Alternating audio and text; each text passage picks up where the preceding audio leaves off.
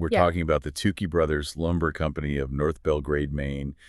And our sources, I mean, we have an incredible stack of historical articles, newspaper reports, going all the way from 1948 to 2017. They paint this really vivid picture. You can almost smell the fresh-cut pine Well, and then the smoke of disaster yeah, over and over again. exactly. And our mission today, and this is tailored specifically for you, the learner, is to perform a really deep dive into the sheer unbreakable resilience of this family. We're going to go beyond just chronicling the fires. We want to understand how they did it. We're focusing on the patriarch, Hugh C. Tukey, and his 5 sons. That's Bill, Ken, Leroy, Dan, and Peter.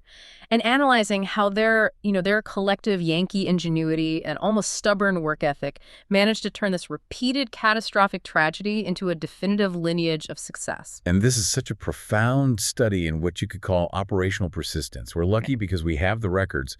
We can chronologically map their perseverance, looking at how they navigated everything from the brutal economics of the Great Depression all the way to modernizing their whole operation, only have it all wiped out by fire again and again. A business that was leveled, rebuilt, and then leveled and rebuilt again. That constant cycle of destruction and rebirth that really is the core of the Tukey character. And it's where we have to start, with the patriarch. Hugh C. Tukey and the rigorous foundation he laid way back in the 1930s. So Hugh C. Tukey was born in 1910, and he started working incredibly young. I mean, he was sawing lumber in Belgrade when he was just 17 years old. But what's so often overlooked in these kinds of success stories is that the foundation of success is often built on varied skills, not just one specialization. That's absolutely right. Our sources make it so clear that Hugh wasn't just a woodsman. His early life, it just would. It required a practical mastery of multiple trades. He worked as a mason and a bricklayer right alongside his father, James Tukey. A mason, so he was building with stone, too. Exactly. They helped build major structures, like the Masonic building up in Greenville, Maine, and that duality is just foundational to his character. He understood heavy construction, stone, mortar, all this material science, alongside the mechanics of sawing wood. So when disaster struck later, he had this internal skill set he needed to completely rebuild, without having to rely entirely on outside help. And the lumber dream, that officially took hold in 1930. He started working for Leslie Dameron's water-powered sawmill. Then 5 years later, 1935, Hugh scraps together the funds to purchase that first mill, moves it to log haven camps, and partners up with his older brother, Earl. We have to stop here and really contextualize the early economics. This was 1935. We're deep in the lingering shadow of the Great Depression. They were sawing logs for Procter & Bowie Company over in Waterville, and the pay it's absolutely unforgiving. A mere $11 per 1,000 board feet. $11. That sounds like a pittance, but can you give us a sense of what that actually represented? I mean, in terms of labor and purchasing power for a small Maine operation at that time? Certainly. To put that into context, you have to think about the labor involved. 1,000 board feet, that's a measurement. It's like a square foot of 1-inch thick lumber. It requires so much labor. Felling the tree, bucking, hauling, and then all the actual mill time. At that rate, they had to move a huge volume just to meet their daily expenses.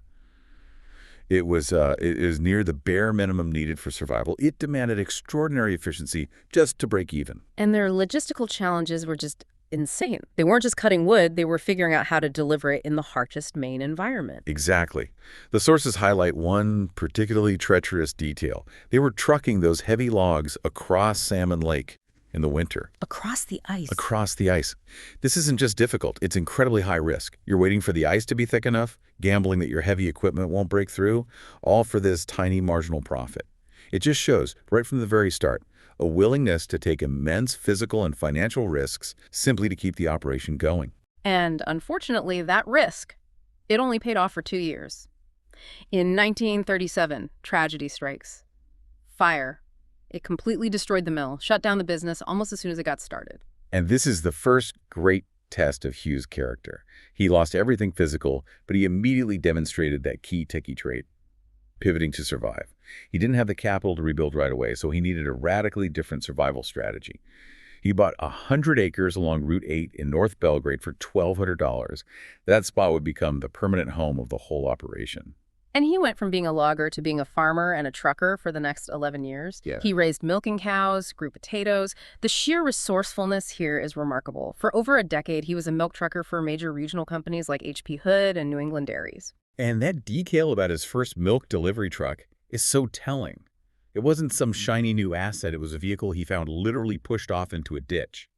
Hugh took something everyone else considered scrap, applied his mechanical skills, and turned it into the means of his family's survival for more than a decade. That capacity to see potential in the discarded, whether it's a broken truck or, fire-blackened rubble, that's just central to this whole story. And his wife, Lucille, was right there with him. The sources mention they would fill their cellar to the brim with the year's harvest of potatoes and then sell them by the pound all year long. I mean, this wasn't just subsistence farming, it was sophisticated inventory management and direct-to-consumer retail. It's his own personal MBA in resilience. He learned about logistics through milk trucking, about sustained resource generation through farming, and retail through the potatoes. This 11-year hiatus was absolutely essential. It kept the family solvent, and it developed Hugh's diverse skill set, which allowed him to return to lumber in a much stronger position. Which he did, right around 1946. He sold the dairy business and built the second sawmill on that permanent Route 8 property. The business boomed for nearly 2 decades, selling wholesale lumber to local retail yards. They were established, they were growing, they were stable. And then fire number 2 hits. Yeah. 1964. This one was far more established, and the loss was just devastating. Reports called it a spectacular blaze. The equipment loss alone was estimated at $150,000, plus another $7,000 in finished lumber. Okay, we have to pause and address the single most shocking detail about this tragedy. The sources are very clear. Hugh C. Tukey carried no insurance on the business. That is the critical factor. It defines his early resilience. We have to put that $157,000 loss in 1964 into modern perspective. Adjusted for inflation, that loss would be equivalent to well over $1.5 million today. $1.5 million. For a small, family-owned sawmill, losing that much in assets, uninsured, it's not just a setback. It is financial annihilation. In today's world, a business would close, declare bankruptcy, and the site would probably just sit derelict for years. So how does he come back from that? If you don't have insurance, you don't have collateral for a bank loan, you have nothing but your reputation and your will to work. Precisely, and this forced an instant, radical adaptation that only a man of Hugh's experience could pull off. His immediate move wasn't to stay in despair. It was to find instant cash flow and minimize his overhead. So he used a portable mill and strategically relocated to Washington County for 7 years, until 1971. That's a massive logistical challenge, moving your entire family and your core operation hundreds of miles away for nearly a decade. What was the market driver behind that move? It was pure market capitalism. He custom sawed cedar logs for L.C. Andrews Lumber Company. This was a direct response to a massive regional housing boom. Cedar was in huge demand for new cottages and homes. So he relocated his expertise to where the highest market price was. He adapted his equipment to a highly profitable species cedar, and he reduced his risk by using a portable setup. This commitment, uprooting his life for a 7-year contract, it shows that the business of sawing wood was truly inseparable from his identity. It sounds like the physical location of the mill was secondary to the continuous act of production. Even when the structure was gone, the expertise and the work ethic remained mobile. That's the core lesson of Hugh's early years. His true asset wasn't the machinery that could burn down. It was his intellectual and physical capital, his ability to adapt, to fix things, to find markets, and crucially, to just keep sawing. And here's where the narrative of personal strength gains this incredible layer of irony. Hugh, the man who lost his entire uninsured livelihood twice to fire, later got elected assistant fire chief for North Belgrade. It's a profound testament to turning personal tragedy into public service. I mean, he had seen the devastating power of fire firsthand, better than almost anyone else in the county. His election wasn't just symbolic. It meant he brought immense hard-won knowledge to community protection. This connection between his business misfortune and his civic duty is what built the extraordinary social capital that his sons would later rely on. Okay, so while Hugh was spending those 7 crucial years stabilizing the family finances in Washington County, the next generation was busy. They were preparing the next great phase of the business. Part 2 is really the story of the 5 sons, Bill, Ken, Leroy, Dan, and Peter, taking the reins and driving the business into the modern era. This is the critical transition point. The sons, they decided they weren't just going to wait for Hugh. They began actively rebuilding the mill structure in North Belgrade while Hugh was still away. It was this parallel operation, and it shows a really proactive ownership transition. And it was a formalized handover, too. In September of 1971, the sons bought out Hugh, establishing the business as Tukey Brothers Lumber, Inc. That move from a sole proprietorship to an incorporated business has huge legal and financial implications. It does. Incorporation signals a much more structured approach to liability and to capital. Given the history of uninsured losses, structuring the business as a corporation was, well, it was essential for future financial stability and for raising capital. It established clear ownership stakes for all five brothers, moving it from an informal family operation to a legally defined, multi-partner enterprise.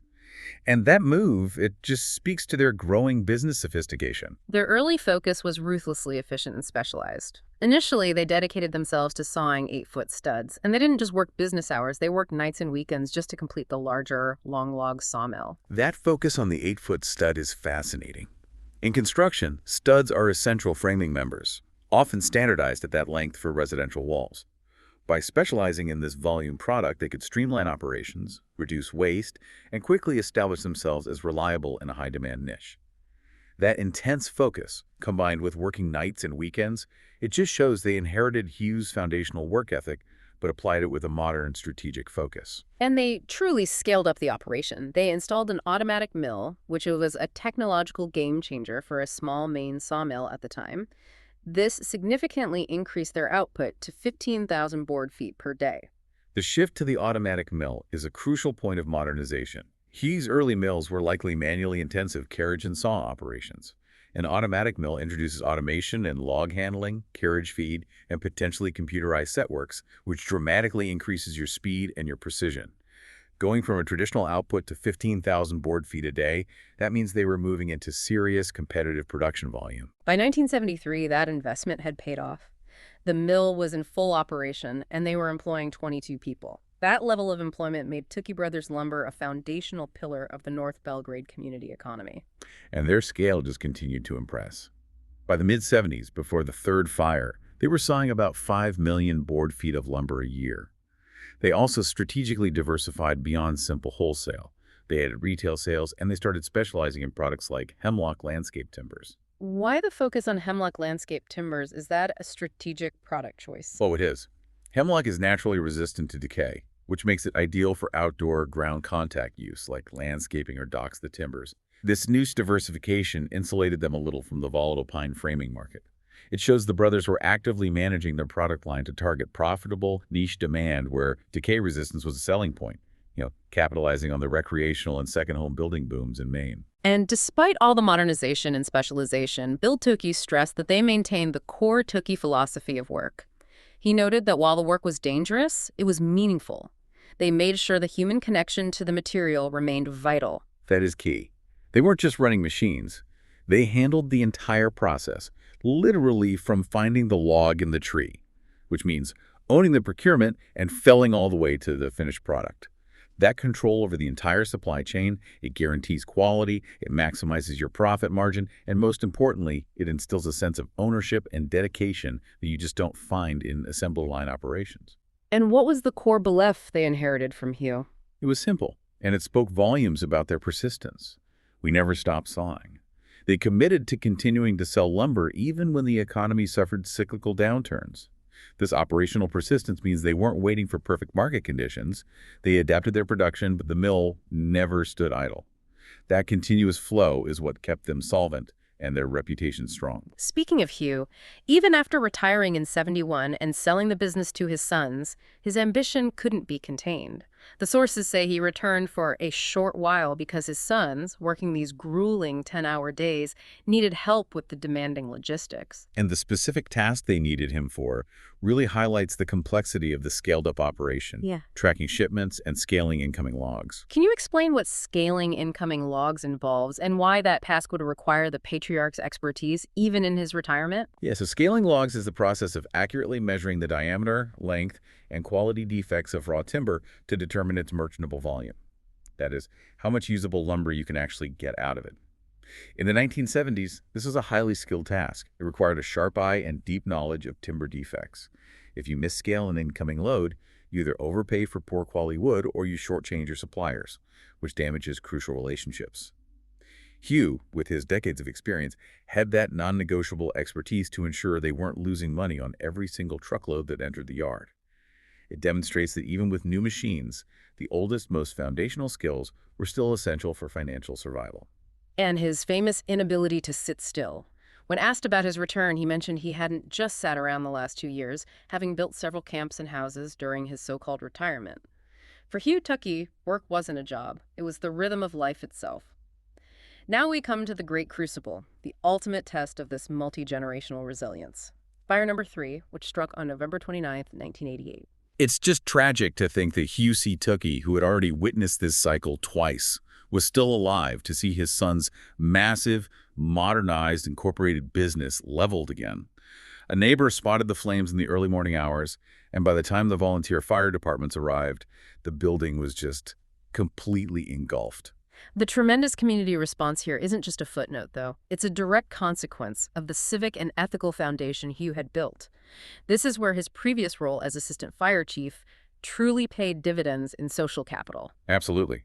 The sources note that over 100 volunteer firemen from surrounding towns Belgrade Lakes, Sydney, Oakland, responded under mutual aid agreements. Think about the resources and coordination it takes to mobilize 100 people in the middle of the night to fight one sawmill fire. It was an all-out effort, and it showed the deep respect and the perceived value the community held for the Tukey family and their business. Despite that massive effort, the structure was lost, and the scale of this third loss was staggering. Damage estimated at more than $500,000. $500,000 in 1988 is a catastrophic loss, especially when you remember the history of 2 prior fires. Even if the brothers had insurance this time, and we assume they did, given the structure of the corporation, the decision-making process must have been agonizing. This is the moment where the core question emerges.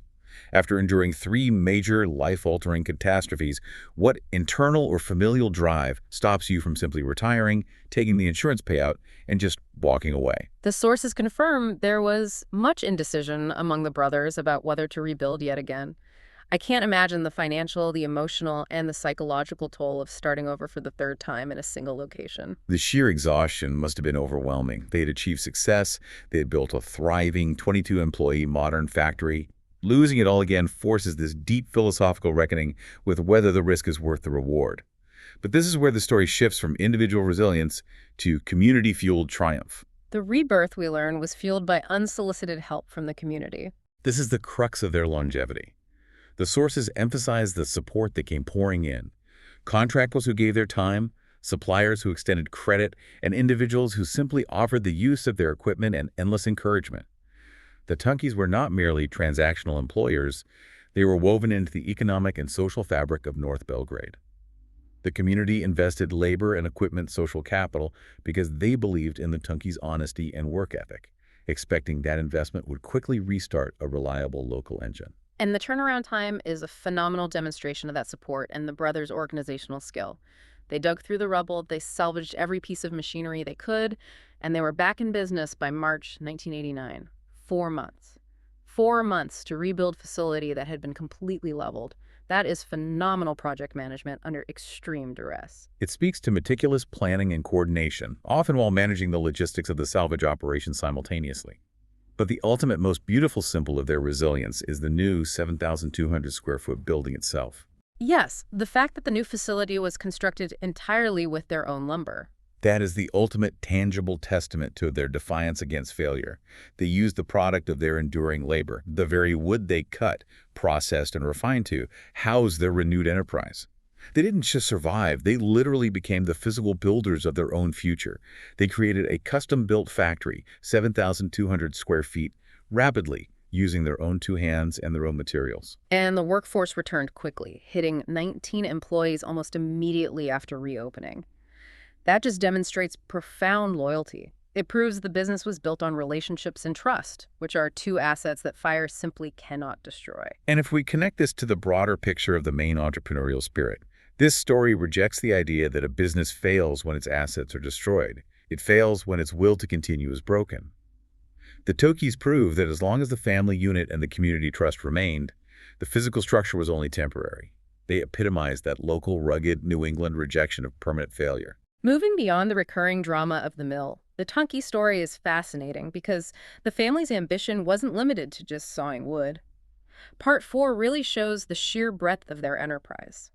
These were men who found work, created jobs, and solved community problems wherever they arose. The snow removal business is a great example of that, just maximizing equipment and resource utilization. Hugh, along with his sons Bill, Ken, who was 27 at the time, and Roy, they collaborated to contract snow removal for major state thoroughfares Route 8 and Route 4. And this wasn't a small-time venture with a single pickup truck. This was a serious, large-scale logistical enterprise that required significant investment and infrastructure. It was an organized fight against Old Man Winter. To house this equipment and maintain readiness, they built a large garage right on Route 8. They utilized 10 trucks, 3 tractors, and 3 heavy-duty dump trucks. And the investment was substantial for a complementary side business. $13,000 invested in equipment, plus the massive commitment to inventory. They stocked 1,200 tons of sand and salt mixture in 3 separate yards. 1,200 tons of sand and salt. That's an industrial-scale operation. What does running a snow removal contract for state roads tell us about their business acumen?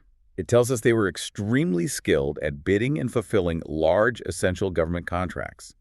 It requires financial bonding, precision timing, massive logistical readiness. It leveraged the heavy-duty trucking and maintenance skills they already had from moving logs and lumber. And critically, it provided a counter-cyclical revenue stream. When the timber industry might slow in the depths of winter, the snow removal business was absolutely essential, providing stability and cash flow during those lean months. It was a brilliant strategic diversification. Their commitment also extended directly into civic duty, beyond Hugh's assistant fire chief role. They were instrumental in facilitating crucial community services. Yes, the community connection was constant. We have records showing the family hosted a public rabies shot clinic for pets and farm animals, and this was held right at the Hugh Tukey residence, which was conveniently located directly across the street from the Sawmill on Route 8. That detail is really powerful. It's an example of using their centralized position in North Belgrade not for profit, but to serve a direct public health need. It just cements their position as stewards of the community, integrating family life, business location, and public welfare. They understood that a successful business in a tight-knit community requires more than just transactions. It requires integration and contribution. The goodwill generated by these acts, being the guy who plows your road, the guy who fights the fire, and the guy who vaccinates your animals, is exactly the social currency that came back to them in truckloads after that third fire. And finally, we look at Hugh's last major ambition, his final retirement passion, racing horses. And this actually ties back to the very origins of logging, where horses were vital. It was a beautiful culmination of his life's work. He kept race horses in his own backyard, and with assistance from his daughter, Mary Ann, he undertook the serious project of building a racetrack behind his house. The same ambition we saw applied to construction, logging, and logistics was applied to this leisure pursuit too. The horses even had these wonderfully evocative Maine names, like Lakewood Wag in 1977 and Tukey's Choice in 1985. The sources are very honest about the endeavor, noting it required a lot of work and resulted in only a few wins. That honesty is crucial to understanding Hugh's character. For him, the ambition was in the process, the endeavor, the building of the track, the training, the commitment, not just the scoreboard. It fulfilled his relentlessly ambitious nature right up until his death in 1991. The focus was on engaging deeply with a task, a trait that defined his approach to rebuilding the mill 3 times. And ultimately, the legacy is tied to the strength of the family unit. Hugh and Lucille raised 8 children, 5 sons and 3 daughters, and later many grandchildren. The consistent description of Hugh as a very loving and caring person is what binds this incredible business story together. The constant, grueling rebuilding efforts were motivated by something far stronger than quarterly profits. As we draw this deep dive to a close, the extraordinary 82-year tenure of Tukey Brothers Lumber Company, spanning from 1935 right up to 2017, presents us with a rare, complete picture of true business resilience. The scope of their operation, when you view it chronologically, is just astonishing. They began by sawing for hyper-local consumption-making hardwood for coffins and railroad ties. For example, necessities that underpin daily life and infrastructure. They transitioned into a regional supplier of housing components. And by the later years, they had evolved into a major global supplier, exporting specialized products like high-grade pine log home stock to markets as far away as Iceland and Kuwait. That journey from selling salvaged potatoes out of a cellar to fulfilling international shipping contracts across the Atlantic is the definition of persistent, market-driven growth. What enabled that massive transition to global export in the latter half of the 20th century? It was the culmination of the modernization they implemented in the 70s and 80s, the automatic mill, the incorporation, and the brothers' strategic specialization. Exporting requires high-quality control, precise specifications, and the ability to produce large, consistent volumes, which their upgraded facility allowed. The fact that a small family mill in North Belgrade was shipping structural components across oceans proves they mastered global standards while maintaining that local, hands-on production ethos. The story is just. It's defined by constant transition, strategic diversification, and those three devastating fires. They adapted their products, moving from milk trucking to hemlock landscape timbers to specialized cedar, but they never lost their core identity built on persistence and physical labor. Their ultimate competitive advantage was not a technological leap or access to cheap capital. It was the raw, spiritual resilience that money cannot buy. They were willing to suffer a total uninsured loss of $157,000 in 1964 and strategically work for 7 years away from home, just to survive and return. That willingness to endure, to physically rebuild 7,200 square feet of factory in 4 months using their own products, that is the defining, non-burnable asset of the Tukey family. Our sources leave the story on a poignant note from 2017. Most of the founding brothers who drove the modernization were retiring, and sadly, the youngest brother, Peter, had recently passed away. The future of the sawmill at that time was described as yet to be told. And that open ending is, in itself, a final marker of resilience. Even if the business structure changes or the ownership shifts, the indelible mark they left on North Belgrade, the physical structures, the land they worked, the employment they created, and the story of their defiance, that will remain. The structures and the ethos they created define the community. So what does this all mean? The Tukey family built a lasting enterprise not because they were lucky and avoided disaster, but precisely because they refused to let disaster define them. They viewed catastrophe as a temporary logistics problem, not a death sentence. Their perseverance became their ultimate, generations-long competitive advantage, standing as a profound example for anyone facing systemic or repeated setbacks. Which raises an important question for us today. In our modern business environment, where nearly everything is highly specialized, automated, and comprehensively insured, what fundamental quality does a family need to possess? Like the Tukey's profound willingness to rebuild 3 separate times with their own labor and the investment of their community's social capital, to ensure a business survives and remains meaningful beyond a single generation. It forces us to consider if character is not, in fact, the most valuable asset of all.